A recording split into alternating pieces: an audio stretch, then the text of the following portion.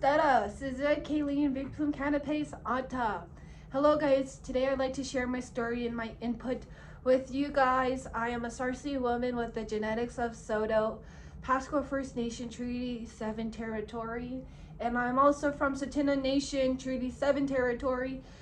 So today the story comes from Treaty 6 territory where my grandmother is from, my Cree grandmother. And it talks about her language.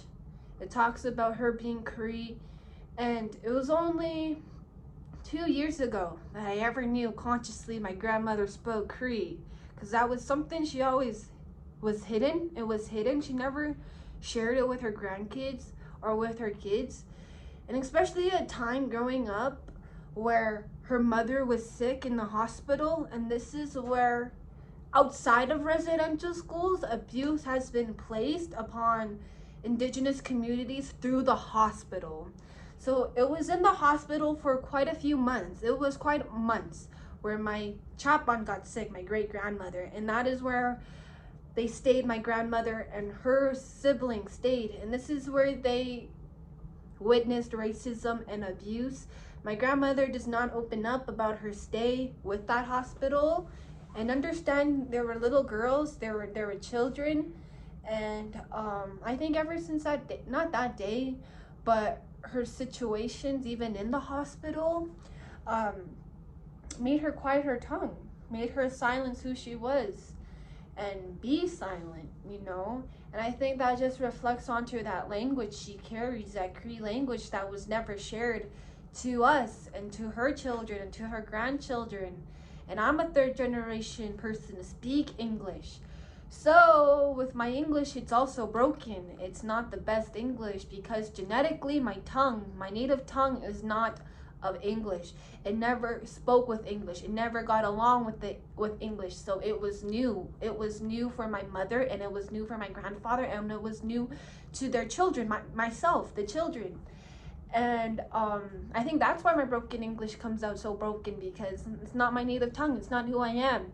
And this is something that's just been inflicted on us. It's something that's just been forced upon us to follow and to be regulated and to understand it. But really, it came with a lot of abuse and hurt, and a lot of abuses in the hospitals too during the times of residential schools. That is where they treated indigenous people poorly.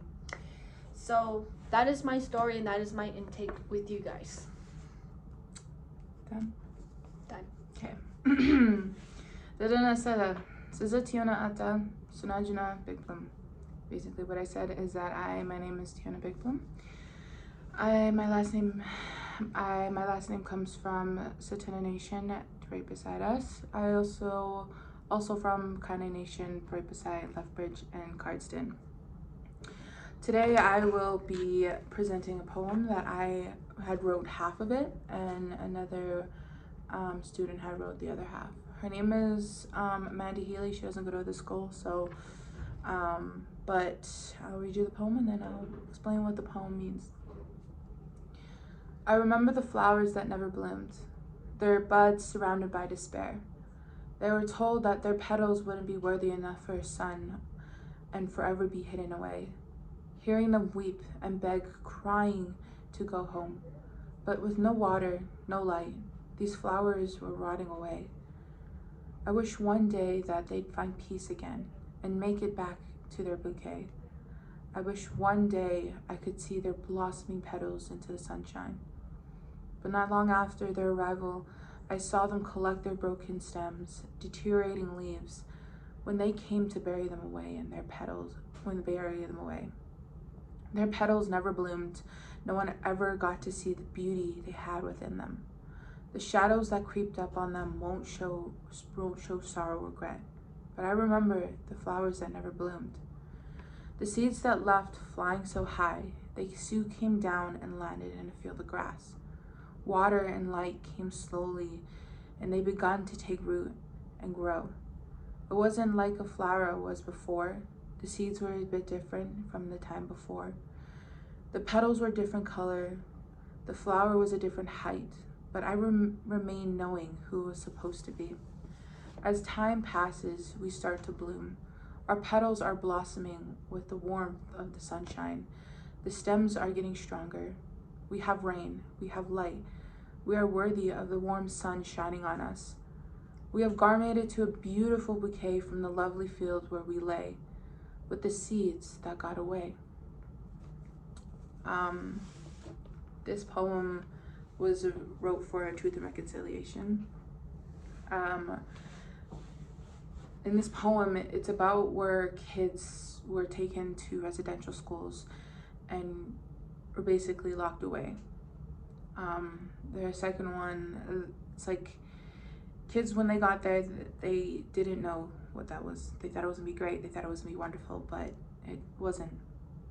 The second part was where not long after their arrival, they started to disappear.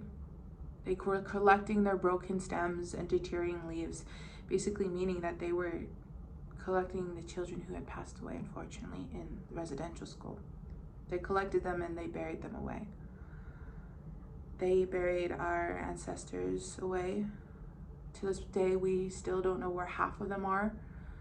We are still trying to find them no matter how long it takes.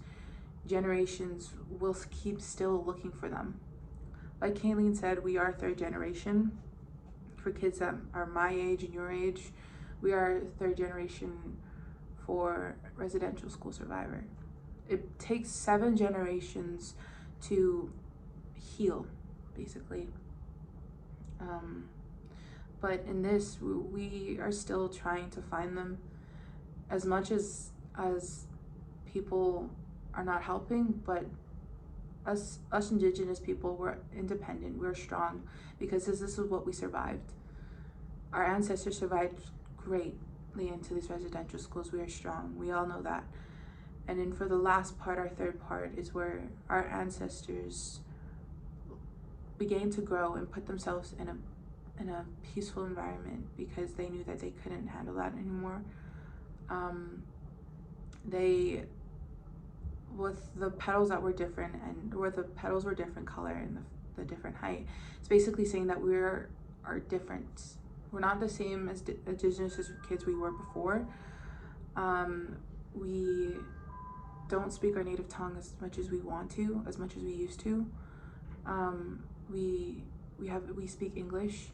As much as we still have our culture to this day, it's still very peaceful and still very spiritual to us, but we wish that we had still learned our language and things like that.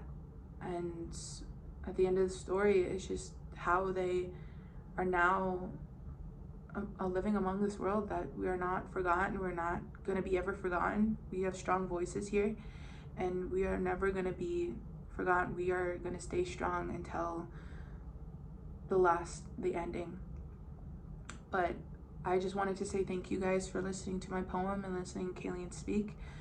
I really appreciate it. But again, thank you so much for hearing our story. We hope you have you guys the rest of a great day.